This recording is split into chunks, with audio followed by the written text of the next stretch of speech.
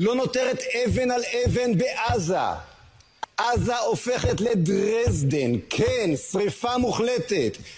כלו כל הקיצים, ואנחנו עדיין בראש של אוסלו, ועדיין מקישים בגג. הלילה עוד חיל האוויר הקיש בגג לפני שהקפיל מגדל עלוב בבית חולים, ליד בית החולים שיפה. במקום לשטח את כל עזה. תשמיד את עזה עכשיו. עכשיו. C'est de l'antisémitisme et rien d'autre. Alors, excusez-moi, juste Lily, est-ce que pour vous, innocente à Gaza? Ah non, ouais, c'est compliqué de dire il n'y a pas de population civile innocente quand vous avez des enfants, quand vous avez des femmes. Excusez-moi. C'est que à partir du moment où l'éducation, à partir de la naissance, est anti-juive. Excusez-moi, quand ils ont 2 ans. Je suis désolé, Nili, c'est pas audible. Excusez-moi.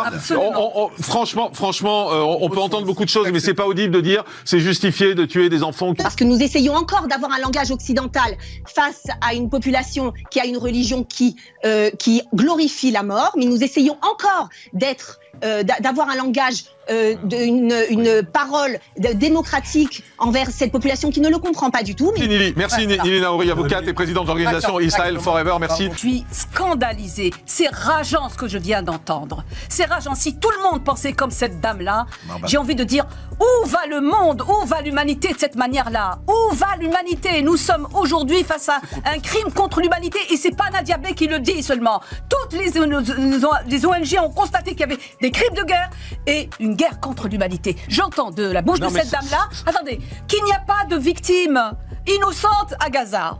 Après, on peut comprendre, elle parle avec ses tripes, elle parle avec le cœur, elle va trop loin, ce qu'elle dit est pas audible, on l'a dit. Mais voilà, après, quand on a vécu ce qu'on a vécu en Israël, on n'admet pas les débordements comme ça. Les circonstances atténuantes, c'est ce que vous voulez dire, Jean-Marc? Excusez-moi, je crois que 20 jours après, on peut encore être sous le coup de l'émotion. Je pense qu'on peut l'être. Faut tendre le micro à une dame qui dit qu'il n'y a pas de victimes innocentes. Je voudrais juste rappeler que aujourd'hui se planquer derrière une envie de défendre les Palestiniens et descendre dans les rues pour manifester, venez, on appelle ça comme ça doit être appelé, c'est de l'antisémitisme et rien d'autre. C'est de l'antisémitisme et rien d'autre. Bon, voilà, pardon, je me perds un petit peu. Aujourd'hui, ce que l'on veut, c'est que Gaza soit rasé complètement, que notre aviation pilonne. Que notre aviation pilonne toute la ville.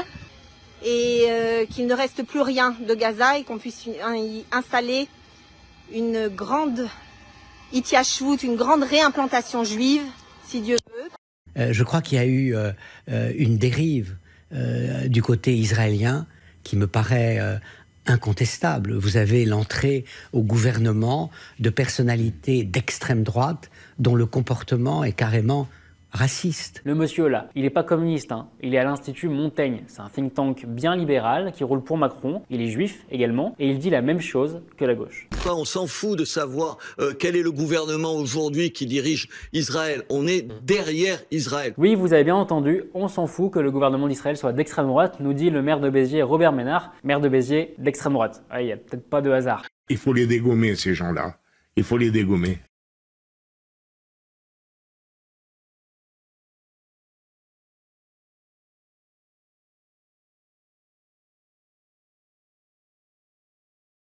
On a la Torah pour nous guider. La Torah, c'est arrivé ce drame. On va dire un mot là-dessus quand même. On vient de reprendre la lecture de la Torah qui commence par le livre de Bereshit. Rashi nous dit un commentaire très beau de parler aux nations, de dire quand on nous dit qu'on occupe la terre d'Israël ou qu'on la vole, de dire à tous ces dirigeants du monde que Dieu a créé le ciel et la terre et que la terre d'Israël nous appartient. Donc Dieu la donne à qui il veut. Donc si les États-Unis de Biden, si la communauté internationale, si l'Union européenne ne sont pas contents de notre réponse qui doit être impitoyable et si on va reprendre Gaza, ben tant pis pour eux. On ne doit pas se soucier ni des droits de l'homme, ni de la pensée progressiste, ni du mondialisme. On doit avancer en tant que juif et quand on avancera en tant que juif, on ne recevra plus de claques horribles comme on a reçu. Ça, je peux vous le dire. Je pense m'étouffer avec ça. Bonne chance, Manu. Israël quand même un peu énorme. Bafoue les résolutions de l'ONU depuis toujours, a chassé les Palestiniens de leurs terres. Ils ne s'en sortent que grâce au veto des États-Unis chaque fois, sinon c'est la condamnation internationale. Le problème ne va pas être résolu par les États-Unis et Israël, c'est eux le problème. On ne peut pas avoir une paix au Moyen-Orient tant qu'on a un État colonialiste qui place les Palestiniens dans les camps de concentration. Il n'y aura pas de paix sans la justice, c'est aussi simple que ça. Le problème avec les États-Unis au Moyen-Orient, c'est qu'Israël sert de flic dans la région, sert de gendarme, parce que les États-Unis ont décidé que le pétrole, ça leur appartenait, que le pétrole du Moyen-Orient, c'est pas aux peuples arabes pour se développer, pour éliminer la pauvreté, c'est pour les multinationales comme Exxon, qui a fait l'an dernier seulement 40 milliards de dollars de bénéfices. C'est pas assez, donc il faut contrôler le pétrole partout dans le monde entier. Et si on me dit que non, c'est un problème différent au Moyen-Orient, il faut remarquer que les États-Unis veulent contrôler le pétrole partout dans le monde. Chavez, on a essayé de faire un coup d'État et de l'assassiner parce qu'il voulait aussi utiliser l'argent du pétrole pour éliminer la pauvreté. On a essayé le même coup avec Evo Morales en Bolivie. Maintenant, en Afrique, dès qu'on découvre du pétrole, après 5 minutes, les États-Unis sont là et disent « il nous faut une base militaire, on va envoyer la flotte, etc. » Le problème, c'est que les États-Unis ont décidé que le pétrole, ça leur appartient partout dans le monde et qu'ils veulent le contrôler partout. Un, pour les bénéfices énormes que ça rapporte, et deux, comme moyen de chantage, pour faire le chantage sur l'Europe, sur le Japon, sur la Chine, sur l'Inde, sur toutes les autres puissances, pour ainsi les bloquer avec le chantage énergétique. Donc Israël, il sert juste de flic dans cette stratégie-là. Depuis 16 ans, donc, la bande de Gaza est coupée du monde, tout est contrôlé, la circulation des personnes comme des biens, avec un calcul d'un cynisme inouï, maintenir les Gazaouis sous domination. Regardez, l'idée est de mettre les Palestiniens au régime sans les faire mourir de faim. Celui qui parle ici, c'est un avocat qui avait participé au processus de paix. Dans le détail, voilà ce que ça donne. Les diététiciens de l'armée israélienne ont calculé la ration calorique permettant de maintenir le Gazaoui moyen juste au-dessus du seuil de malnutrition. 2279 calories par personne et par jour. Donc à partir de cette estimation, l'état-major a décidé que 131 camions seraient autorisés à entrer dans Gaza chaque jour. Les Gazaouis donc organisent régulièrement des manifestations pour protester contre ce blocus étouffant, mobilisation toujours sévèrement réprimée par les Israéliens avec des morts et des blessés graves. Tzahal, l'armée la plus morale du monde. Les tirs à balles réelles de l'armée israélienne contre des manifestants palestiniens ont fait 60 morts. La France a en effet condamné ces actes odieux. Israël est une armée morale. Cette scène, surprise par une caméra de télévision américaine, révèle au monde entier que l'armée israélienne a reçu l'ordre de frapper, de briser les os, les bras, les mains qui lancent des pierres. Est-ce que vous voyez l'armée israélienne, qui est l'armée la plus morale du monde? Tzahal, l'armée la plus morale du monde. Vous imaginez bien qu'ils ne vont pas tuer une journaliste ou un civil, quel qu'il soit. Nous sommes des juifs français, mais nous sommes des sionistes.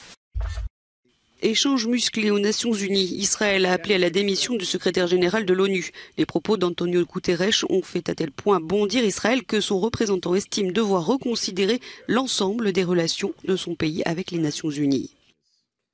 I'm deeply concerned about the clear violations of international humanitarian law that we are witnessing in Gaza. Let me be clear. No party to an armed conflict is above international humanitarian law. Nothing can justify the deliberate killing, injuring and kidnapping of civilians or the launching of rockets against civilian targets. Mais ce ne sont bien sûr pas ces derniers propos qui ont irrité Israël. Non, c'est lorsque le chef de l'ONU a déclaré que l'attaque terroriste du Hamas ne venait pas de nulle part, mais de 56 années de politique d'occupation que le ministre israélien des Affaires étrangères, Eli Cohen, a sévèrement attaqué Antonio Guterres. 10 years old. Mr. Secretary General, in what world do you live? Definitely, this is not our world. Le ministre israélien des Affaires étrangères a ensuite annulé sa rencontre avec le secrétaire général de l'ONU. Il accuse Antonio Guterres d'être compréhensif face au terrorisme et au meurtre. Thank you.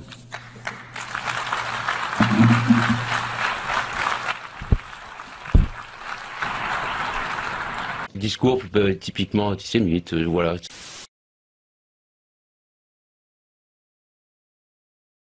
Thank you, Mr. President.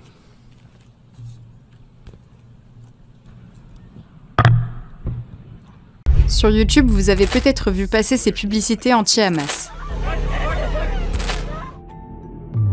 Check News a enquêté sur la provenance et la destination de ces vidéos. Grâce au centre de transparence publicitaire de Google et au logiciel d'analyse de marketing digital SEMrush, nous avons pu estimer le nombre de publicités de ce genre, le public visé et l'argent investi pour la diffusion de ces annonces.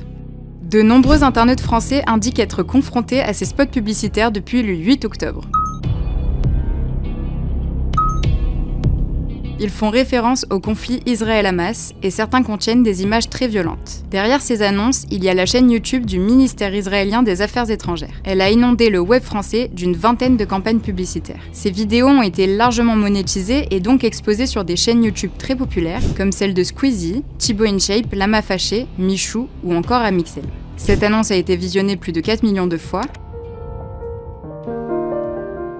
Celle-ci compte près de 2 millions de vues, dont une large part provient du public français. Selon le logiciel de marketing digital SEMrush, le ministère israélien des Affaires étrangères aurait investi 4,6 millions de dollars pour diffuser ses pubs anti-Hamas aux internautes français, ce qui lui aurait permis de réaliser 535 millions d'impressions sur ses vidéos auprès du public français. Israël aurait aussi investi 2,4 millions de dollars pour toucher les internautes allemands et 1,2 million pour faire voir ses vidéos aux Britanniques. Nous avons confronté le porte-parole de l'ambassade d'Israël en France à ces chiffres. Je n'ai pas connaissance d'un ciblage spécifique de la population française. Nous souhaitons exploiter des plateformes dont YouTube pour dire la vérité sur l'horrible attaque terroriste du Hamas. Nous avons également sollicité une réaction de la part de Google face à ces publicités israéliennes contenant pour certaines des images très violentes. Nous interdisons aux annonceurs de monétiser des vidéos contenant de la violence et un contenu choquant. Nous avons une politique ferme à l'égard des publicités qui contiennent un contenu choquant. C'est ça, c'est la vengeance d'abord d'Israël, relever la gloire d'Israël.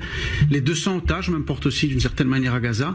Mais honnêtement, je n'ai rien à faire de ce que vont devenir les 2000 personnes à Gaza, qui, il faut pas l'oublier, les gens qui font la distinction, 2 millions, les gens qui font la distinction entre la population et le Hamas, je crois qu'ils ont oublié certaines choses, ils sont tous biberonnés à la même haine du juif. Très bien, il va avoir un traitement injectable. Hein. En réalité, les États-Unis ont essayé d'empêcher l'approvisionnement de la Chine en pétrole et en gaz et de contrôler le pétrole et le gaz de la mer Caspienne et de l'Asie centrale. Et donc, contre la domination des États-Unis sur le pétrole dans le monde entier, parce que ce ne sont pas des guerres de religion, ce sont des guerres économiques, ce sont des guerres pour le fric, il faut le dire.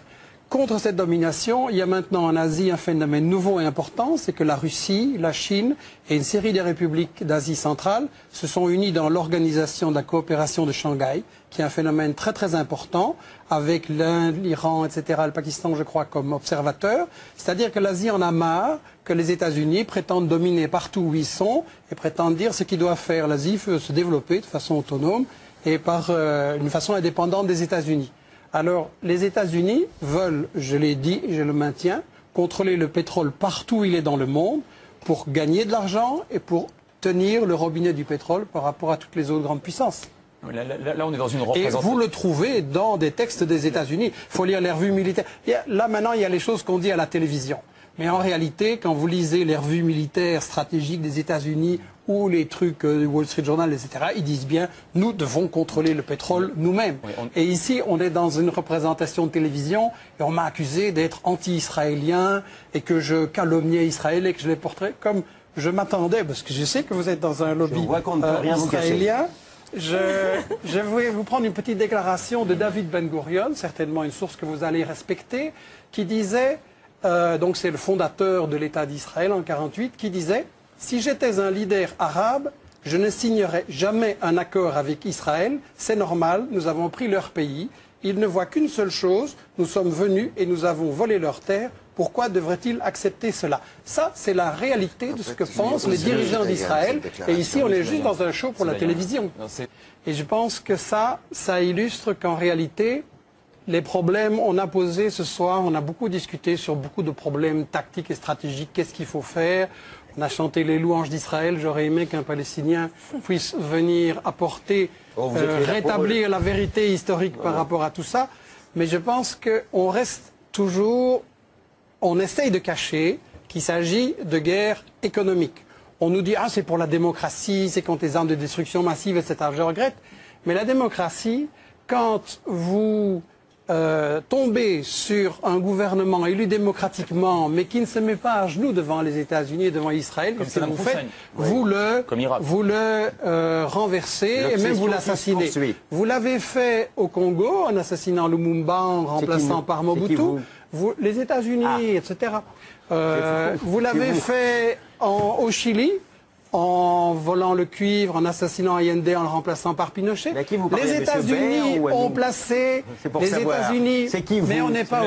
C'est qui vous? Écoutez, on n'est pas au commissariat. Je n'ai pas à répondre vos questions. Non, mais c'est pour comprendre. Je m'adresse aux spectateurs. Vous défendez les États-Unis, je les critique. Chaque fois que je parle, vous m'interrompez. Ça vous gêne que je m'exprime ici? Pas du tout, ça m'amuse. Ça m'amuse. S'il vous plaît de ne pas m'interrompre. Vous êtes un exemple emblématique de l'obsession anti-israélienne et anti-américaine. Vous êtes un exemple emblématique du racisme d'Israël. Non plus. Et voilà, avec ça, on n'en sort pas. Je suis d'accord avec le racisme d'Israël, mais je suis pas d'accord avec la politique israélienne, ça c'est sûr. C'est une tactique classique de débat télévisé. On jette une peau de banane pour que l'autre ne puisse pas aller jusqu'au bout. Vous le faites vous-même très bien. Qu'on ne puisse pas aller jusqu'au bout et que les gens ne puissent pas entendre ce que j'ai à dire. Je voudrais simplement dire que vous avez éliminé une série de gouvernements démocratiquement élus parce qu'ils ne vous plaisaient pas et qu'ils ne se mettaient pas à genoux devant vous. Dans chaque pays d'Amérique latine, vous avez fait un coup d'État militaire, dans chaque pays d'Amérique latine. Et au Moyen-Orient, excusez-moi, mais vos modèles, c'est l'Arabie Saoudite, le Koweït et des régimes pareils. Parlons-en alors de votre obsession de la démocratie. Je pense simplement, en matière de conclusion, que si on cesse d'intervenir en tant que grande puissance en disant le pétrole est à nous, le Moyen-Orient c'est à nous à décider ce qui s'y passe, les problèmes pourront progressivement se résoudre. Le malheur de l'Irak, c'est que la stratégie a été d'abord d'envahir de façon assez stupide, comme Bush qui n'avait pas pensé à ce qui allait se passer après, et ensuite, quand ils se sont rendus compte que ça ne marchait pas, ils ont dit délibérément, on pouvait le lire dans les revues militaires des États-Unis, il nous faut diviser l'Irak en trois, comme on l'a fait en Yougoslavie, provoquer une guerre civile entre les gens, et ça va être la manière de maintenir notre domination sur la région. Mais ça c'est inacceptable. Pour moi, Karim Benzema est un islamiste. Je ne sais pas ce que c'est qu'un islamiste. Moi, ce que je sais, c'est que c'est un musulman qui veut appliquer la charia et que la charia prévoit le djihad et que le djihad, ça veut dire tuer Dominique Bernard, ça veut dire tuer Samuel Paty. Vous faites un lien entre Karim Benzema, qui a ses opinions, qui peuvent être contestées, contestables, on peut être d'accord, pas d'accord, et l'assassin du professeur de français. Vous faites un lien entre les deux? Absolument. C'est dégueulasse. Ils sont complètement fumés, quoi. C'est de l'antisémitisme et rien d'autre.